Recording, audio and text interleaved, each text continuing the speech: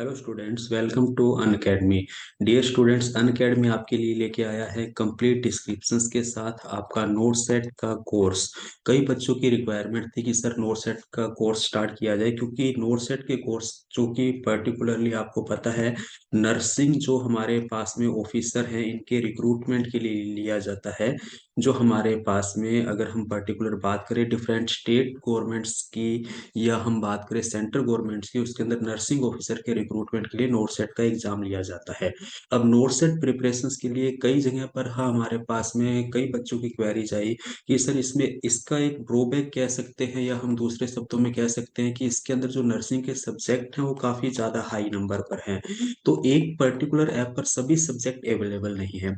तो उसी को ध्यान में रखते हुए और बच्चों को प्रीवियस ईयर के एक्सपीरियंसेस के बेस पर ये कंप्लीट कोर्स करवाया जाएगा।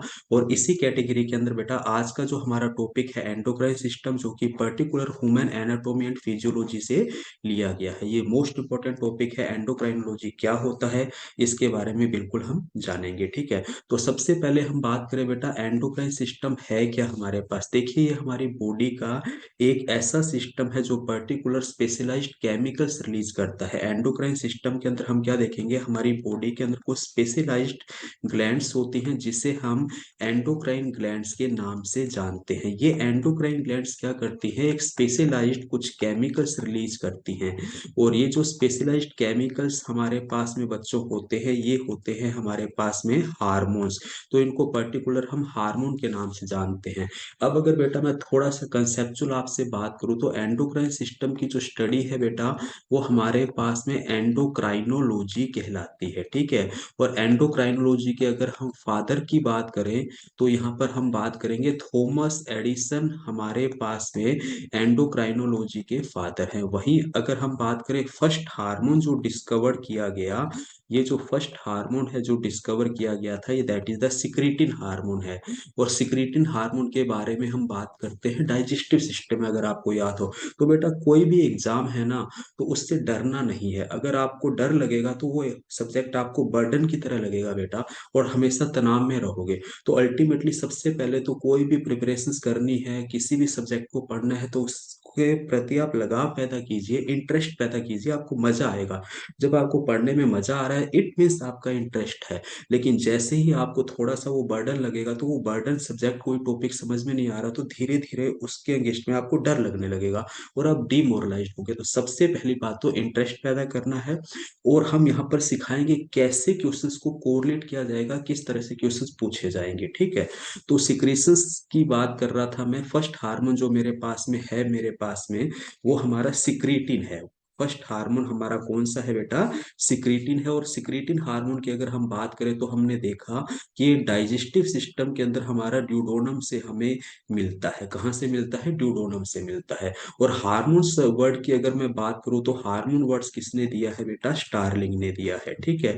एंडोक्राइन ग्लैंड इसको क्यों कहा जाता है, क्योंकि ये अपने सिक्रीशंस डायरेक्टली ब्लड के अंदर प्योर करती है। और इसी कारण से इसे हम डक्टलेस ग्लैंड के नाम से भी जानते हैं, ठीक है। अब हम बात करते हैं बेटा यहाँ पे ये जो एंडोक्राइन ग्लैंड है इसके जो सिक्रीशंस हैं वो हार्मोन्स कहलाते हैं, ठीक है। अब ये जो हार्मोन है बेटा इनके अंदर कुछ स्पेशलाइट हमें क्या देखने को मिलेगी बेटा, प्रॉपर्टीज देखने को मिलती हैं। और वो प्रॉपर्टीज क्या होती है, सबसे पहले तो हम बात करें हार्मोन्स की हमारे पास में केमिकल नेचर क्या होती है। तो बेटा अगर हम सिंपल शब्दों में मैं अगर इसको कंपेयर करूं एंजाइम से, किससे कंपेयर करूं बेटा, एंजाइम से अगर मैं कंपेयर करूं तो देखिए एंजाइम्स तो हमेशा हमें किसके देखने को मिलते हैं, प्रोटीन के बने होंगे। जबकि हार्मोन्स की बात करूं ये फैट का भी हो सकता है, एमिनो एसिड डेरिवेटिव भी हो सकता है, प्रोटीन भी हो सकता है, ठीक है। वहीं हम बात कर ले बेटा, हार्मोन किसी भी रेट ऑफ रिएक्शंस के अंदर हमारे क्या हो जाते हैं, यूटिलाइज्ड हो जाते हैं, यानी कि खर्च हो जाते हैं। जबकि एंजाइम्स हमें क्या होता है, यूटिलाइज कभी भी नहीं होते हैं। रेट ऑफ रिएक्शंस के लास्ट में हमें अगेन वापस क्या हो जाते हैं, ऑब्टेन हो जाते हैं। एक बेसिक डिफरेंस है। हार्मोन्स और एंजाइम्स दोनों ही हमारी बॉडी के अंदर जितने भी मेटाबॉलिक प्रोसेस हैं ठीक है।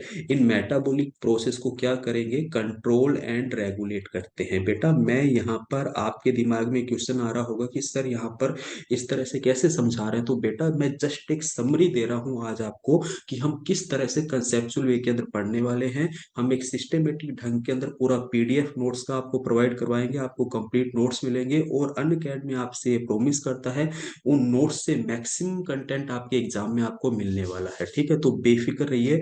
आज तो जस्ट मैं आपको एक वे बताना चाहता हूँ किस तरह से हम कोरिलेट करते हैं, क्या कंसेप्चुअल एरर हम मिस करते हैं। आप हमेशा याद रखिए, जो छोटी छोटी बातें हम मिस कर जाते हैं वही एग्जाम में क्वेश्चंस बन के हमारे सामने आती हैं।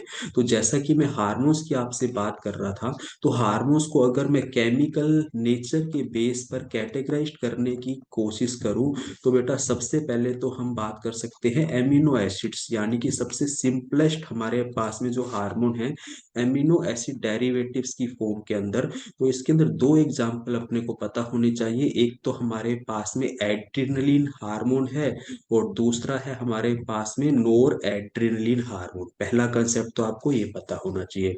फिर हम बात करते हैं हमारे पास में जो सोड पेप्टाइड हार्मोन है, इस कैटेगरी के अंदर हमारे पास में जो हार्मोन्स आते हैं वो हार्मोन होते हैं हमारे पास में, एक तो बेटा ऑक्सीटोसिन, और दूसरा होता है बेटा हमारे पास में वैसोप्रेसिन। फिर हम थर्ड कैटेगरी की अगर बात करें, लॉन्ग जो पेप्टाइड की फॉर्म के अंदर हमारे पास में हार्मोन्स हमें देखने को मिलेंगे, वो हार्मोन हमारे पास में कौन से होते हैं, एड्रीनोकोर्टिकोट्रोपिक हार्मोन।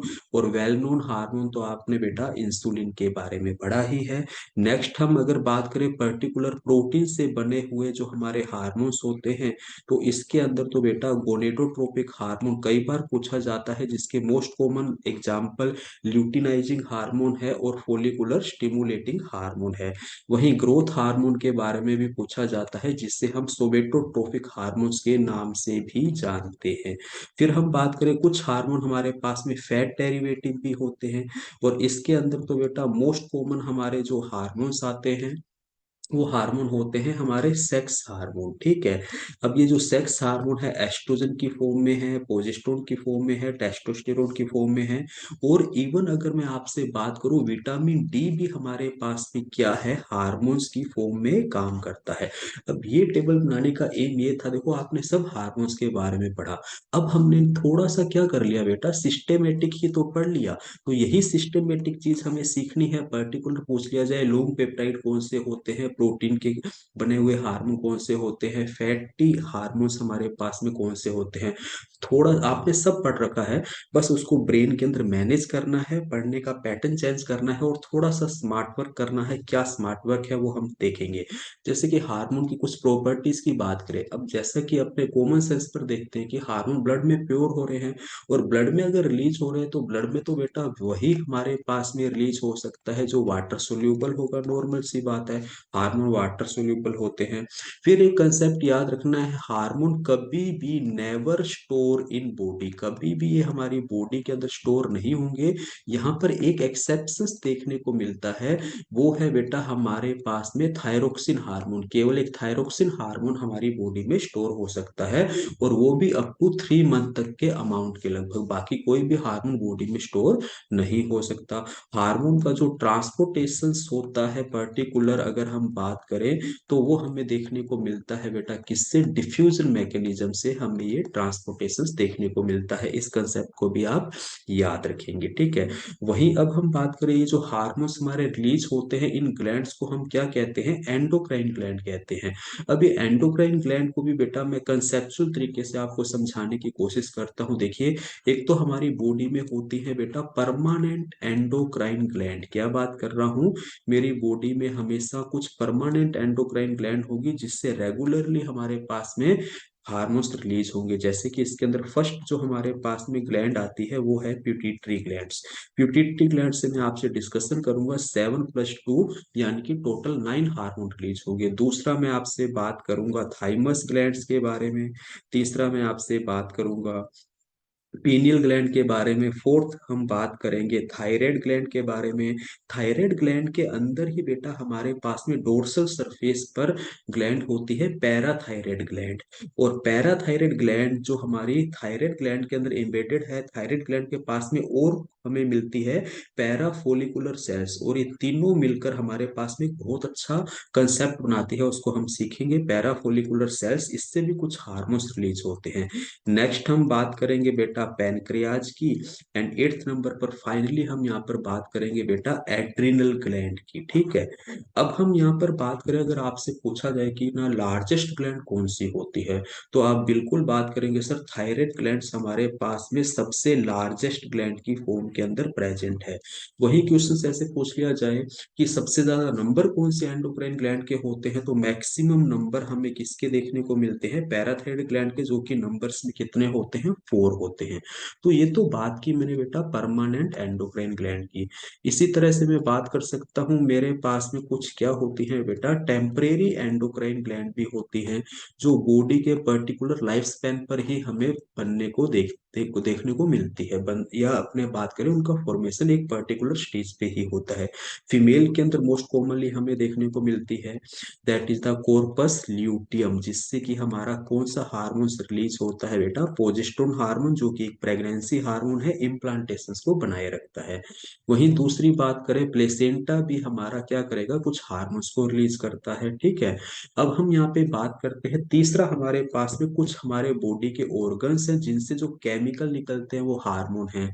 जैसे कि मैं किडनी की बात कर लूं, यहाँ से हमारा इरिथ्रोपोइटिन हार्मोन्स निकलता है। ठीक है। तो कहने का मतलब बेटा कोई भी चीज छोड़े नहीं, अगर हमें कोई टॉपिक पढ़ रहे हैं तो उसको अच्छे से पढ़ लें, दोबारा पढ़ने की नीड ना पड़े। इसी तरह से हम यहाँ पर स्किन की बात करें, तो स्किन से बेटा हमारा जो विटामिन डी है वो सिंथेसिस होता है, हार्मोन की तरह काम करता है। वहीं टेस्टिस से हमारे हार्मोन्स निकलते हैं, जैसे कि हम टेस्टोस्टेरोन की बात करते हैं, मेन एंड्रोजन है। वहीं हम ओवरी से अगर बात करें तो एस्ट्रोजन निकलता है, प्रोजेस्टेरोन निकलता है। तो बेटा बेसिकली हम यहाँ पर क्या देख रहे हैं, कंसेप्चुअली हर कंडीशंस में अपने समझें कौन सा हार्मोन्स क्या होता है। आज थोड़ा सा इंट्रोडक्शन में बेटा आपको प्यूटिटरी ग्लैंड के लिए दूंगा। जैसे कि इस डायग्राम के अंदर देखो मैंने लोकेशंस बताई है, प्यूटिटरी ग्लैंड जो हमारे ब्रेन के अंदर है। और कॉमन सेंस यूज करें कि हमारा ब्रेन कैसा होता है, एक्टोडर्मल ओरिजिन है। वहीं पर पीनियल ग्लैंड भी ब्रेन में है, तो ब्रेन तो हमारा कैसा है, पूरा का पूरा एक्टोडर्मल ओरिजिन है, तो ये एक्टोडर्मल ओरिजिन देखने को मिलेगा। थाइमस ग्लैंड हमारे पास में कहाँ पर होती है, ये जो हमारा हार्ट के जस्ट अबव रहती है और हमारा थायराइड ग्लैंड के नीचे रहती है, जो कि नेक रीजन्स के अंदर है। और इसका जो ओरिजिन है हमें एंडोडर्मल ओरिजिन देखने को मिलता है। पैनक्रियाज की बात करें बेटा, ये मिक्स्ड ग्लैंड है, इसके लिए खास बात की ये एक्सोक्राइन ग्लैंड की तरह भी काम करेगी और एंडोक्राइन ग्लैंड की तरह भी काम करेगी। एक्सोक्राइन ग्लैंड की फॉर्म के अंदर एज ए डाइजेस्टिव ऑर्गन्स ये काम करती है, और डाइजेस्टिव ऑर्गन की तरह काम करेगी तो ये एंजाइम्स रिलीज करती है। एंडोक्राइन की फॉर्म के अंदर ये क्या करती है बेटा, हार्मोन्स रिलीज करती है, और ये भी हमारे पास में एंडोडर्मल ओरिजिन है। ठीक है। और अगर हम बात करें एड्रिनल ग्लैंड की, तो इसका जो ओरिजिन है एक्टोमीजोडर्मल ओरिजिन देखने को मिलता है, यानी कि एक्टोडर्म और मीजोडर्म से ये मिलकर बनती है। ठीक है। वही टेस्टिस एंड ओवरी की अगर बात करें तो इनका जो ओरिजिन है मीजोडर्मल ओरिजिन देखने को मिलता है। ये कंप्लीट डिस्क्रिप्शंस कंप्लीट डिटेल के साथ हम कमिंग लेक्चर में आपको प्रोवाइड करवाएंगे। एक छोटी सी समरी मैं और देता हूं आपको प्यूटिटरी ग्लैंड की। देखिए प्यूटिटरी ग्लैंड की जब भी हम बात करेंगे, तो मैंने कहा कि ये कहाँ पर है बेटा, ब्रेन में है।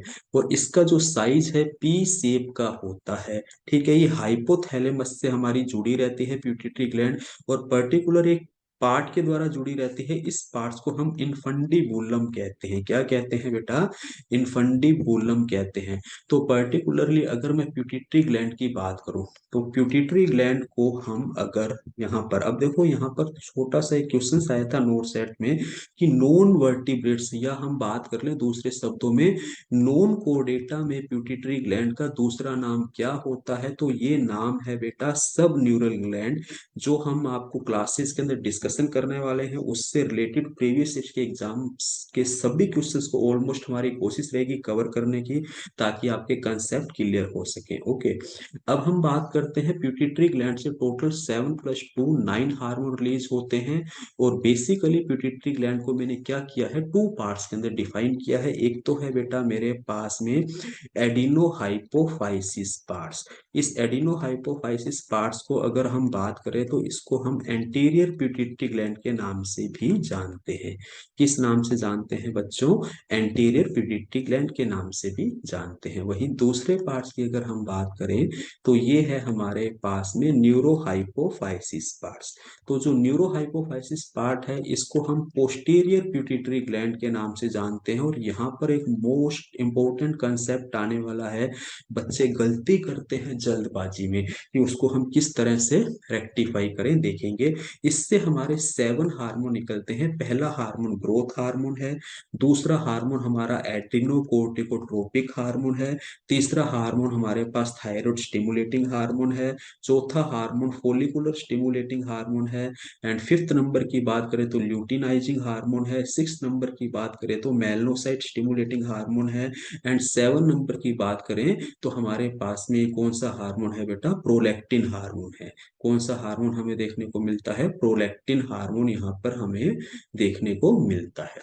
अब वही हम बात करें पोस्टीरियर पिट्यूटरी ग्लैंड या न्यूरोहाइपोफाइसिस की, इससे जो हार्मोन्स निकलते हैं वो ऑक्सीटोसिन हार्मोन है और कौन सा है बेटा? Vasopressin hormone. अब मैं बात कर रहा था एक इंपॉर्टेंट, ऑक्सीटोसिन और वैसोप्रेसिन हार्मोन्स को पिट्यूटरी ग्लैंड हमेशा क्या करेगी बेटा? रिलीज करेगी। याद रखें, जबकि इनकी सिंथेसिस की अगर हम बात करें तो इनकी सिंथेसिस कौन करता है? हाइपोथैलेमस। हाइपोथैलेमस ऑक्सीटोसिन और वैसोप्रेसिन की सिंथेसिस करके पिट्यूटरी ग्लैंड को दे देता है। तो पिट्यूटरी ग्लैंड हमेशा याद रखिए रिलीज करेगी, जबकि एडिनोहाइपोफाइसिस के अंदर पिट्यूटरी ग्लैंड इन सभी हार्मोन्स की सिंथेसिस भी करती है एंड रिलीज भी करती है। इसी कारण से क्वेश्चन बार बार पूछा जाता है। अब हम यहाँ पर ये देखते हैं, ये जो पिट्यूटरी ग्लैंड होती है बेटा, ये अदर ग्लैंड्स को भी कंट्रोल करती है। जैसे टीएसएच हमारा है थायराइड ग्लैंड की फंक्शनिंग को कंट्रोल करेगा, ये एफएसएच एलएच हमारे ओवरी एंड जो हमारे पास में टेस्टिस है उसकी फंक्शनिंग को कंट्रोल करते हैं, ये एड्रिनल ग्लैंड की फंक्शनिंग को कंट्रोल करेगा। तो एक ग्लैंड जो अदर ग्लैंड की फंक्शनिंग को कंट्रोल करती है, इस कारण से हम इसको और किस नाम से जानते हैं? मास्टर ग्लैंड के नाम से जानते हैं। और इसको जो कंट्रोल करता है वो हाइपोथैलेमस है, इसीलिए हम हाइपोथैलेमस को मास्टर ऑफ मास्टर ग्लैंड के नाम से जानते हैं बेटा। ठीक है, ये कंसेप्ट हम यहाँ पे देखेंगे। पर्टिकुलर प्यूटिटरी ग्लैंड से हमारे पास में अगर हम यहाँ पर प्यूटिटरी ग्लैंड्स की आपसे बात कर लें पर्टिकुलर, तो मैंने कहा इससे 7+2 9 हार्मोन्स निकलते हैं। अब बेटा ये जो 9 हार्मोन्स होते हैं हमारे पास में, सबके अलग अलग हमारे पास में फंक्शंस है। पर्टिकुलर जैसे ग्रोथ हार्मोन की बात कर लें तो ये ग्रोथ को क्या करता है बेटा? रेगुलेट करता है। अगर इसकी कमी हो जाएगी तो आप कहते हैं सर ड्वार्फिज्म हो जाता है। अगर इसका हाइपर सिक्रेशन हो जाए तो आप कह देंगे सर हमें क्या देखने को मिलता है? एक्रोमेगली देखने को मिलता है। उसी तरह से एसीटीएच क्या करेगा? जो हमारे पास में एड्रिनल ग्लैंड होती है उसके कोर्टेक्स पार्ट्स को क्या करता है? कंट्रोल एंड रेगुलेट करता है। कोर्टेक्स पार्ट से बेटा आपको जानकर हैरानगी होगी 50 से 60 हार्मोन निकलते हैं। मोस्ट कॉमन हार्मोन यहाँ पर कोर्टिसोल पढ़ने को मिलता है और हमें एल्डोस्टेरोन पढ़ने को मिलता है। और इसकी क्लास की बात करें, ये भी पूछा जाता है, दैट इज द मिनरेलोकोर्टिकोइड्स है, लाइफ सेविंग हार्मोन्स के नाम से जानते हैं। जबकि कोर्टिसोल हमारे पास में ग्लूकोकोर्टिकोइड्स के नाम से जानते हैं। ये कंसेप्ट हमें हर चीज सीखनी पड़ेगी। जबकि एलएच और एफएसएच की अगर हम बात करें तो ये हमारे पास में कोलेक्टिवली इनको हम क्या कहते हैं? गोनेडोट्रोपिक हार्मोन्स कहते हैं। ठीक है, अब एक कंसेप्ट याद रखना, इंपॉर्टेंट कंसेप्ट और बताता हूँ, छोटा सा पॉइंट लास्ट में। ये जो प्रोलैक्टिन हार्मोन है, इसके हार्मोन्स को हाइपोथैलेमस कभी भी रिलीज नहीं होने देता है। हाइपोथैलेमस ऑलवेज बेटा इस पर क्या रखेगा, नेगेटिव इफेक्ट रखता है बाय रिलीजिंग द डोपामाइन। जो डोपामाइन है बेटा हाइपोथैलेमस से निकलेगा, जो प्रोलैक्टिन को कभी रिलीज नहीं होने देता। प्रोलैक्टिन स्पेसिफिक कंडीशंस में रिलीज होगा, जब कौन सी कंडीशन आती है, प्रेगनेंसी कंडीशन। क्योंकि प्रेगनेंसी कंडीशंस के अंदर डोपामाइन का लेवल कैसा हो जाएगा, कम हो जाएगा, और पीआरएल हमारा इंक्रीज होगा, जो मेमोरी ग्लैंड से मिल्क सिंथेसिस करवाएगा। बाकी सभी हार्मोन्स को तो हाइपोथैलेमस रिलीज होने देता है, एक हार्मोन को रिलीज नहीं होने देता, वो प्रोलैक्टिन हार्मोन है। तो आई थिंक बेटा एक कंसेप्चुअल चीजें आपको पता लगी होंगी, एंडोक्राइन सिस्टम को हम किस वे के अंदर पढ़ेंगे, काफी ज्यादा डिटेल के अंदर प्रीवियस ईयर के क्वेश्चंस को मेंटेन करते हुए हम चलेंगे। तो बेटा जल्द ही हमारा कोर्स स्टार्ट होने वाला है। आपके माइंड में जो भी क्वेश्चंस हैं आप बिल्कुल हमें बता सकते हैं, मैं जल्दी ही लाइव क्लासेस लेके आने वाला हूँ। उसके आपके माइंड में जो भी क्वेश्चंस है आप उसको लिख लीजिए, जो भी क्वेरीज है वो पूछ लेना, बिल्कुल कंप्लीट बेटा। आपको 100% हम एश्योर करते हैं कि आपके चांसेस बिल्कुल इंक्रीज करेंगे। इस कोर्स के साथ बने रहिए। हमारे अन अकेडमी के यूट्यूब चैनल को बेटा लाइक कीजिए और सब्सक्राइब कीजिए, अपने मित्रों को बताइए। थैंक यू बेटा।